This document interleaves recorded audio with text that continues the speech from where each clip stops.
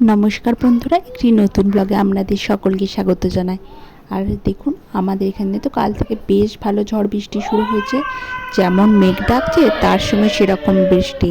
আর দেখুন, মেঘেরও খুব বেশ আনাগোনা রয়েছে, সারাদিনই কোনো রোদের জোর নেই। কিন্তু তার এবছর একটুও জল না পাওয়ায় দেখুন সজনে ডাঁটাগুলো একদম ভালো হয়নি, কীরকম দাগ দাগ হয়ে গেছে দেখুন। আর বেশ ভালো পুষ্টিকরও হয়নি, ভেতরটা শুকনো শুকনো। কিন্তু গাছের ডাঁটা পেলে বেশ অনেকগুলোই পাড়া হয়েছে। আজকে ডাঁটা চচ্চড়ি বানানো হবে, সেই জন্যই দেখুন ডাঁটাগুলোকে প্রথমে কেটে নেওয়া হয়েছিল। আর বেলা বাড়ার সঙ্গে সঙ্গে ইচ্ছে করলো একটা আইসক্রিম খায়।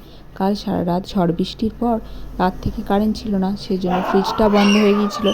তো এই দেখুন আইসক্রিমটা কীরকম গলে গলে গেছে, যদিও খেতে দারুণ টেস্টি।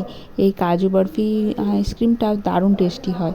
আর ঝড় বৃষ্টির পর দেখুন কী হারে মশা মারা গেছে।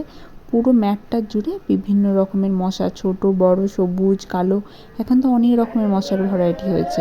আর দুপুরের থালিতে দেখুন ছিল সর্ষে দিয়ে পোস্ত দিয়ে লাউ শাক, তার সঙ্গে ছিল আলু সিদ্ধ মাখা, মাছের ঝাল, ডাঁটা আলু বেগুনের তরকারি, আর তার সঙ্গে ছিল কিছুটা পরিমাণে কুলের আচার।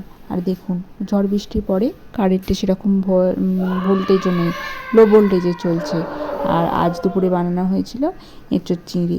এঁচোড় চিংড়ির সঙ্গে ছিল কাতলা মাছের সর্ষে বাটা দিয়ে, তার সঙ্গে কিছুটা পরিমাণ চিংড়ি যেটা বেঁচেছিলো সেটাও দেওয়া ছিল, আর ছিল টমেটোর চাটনি।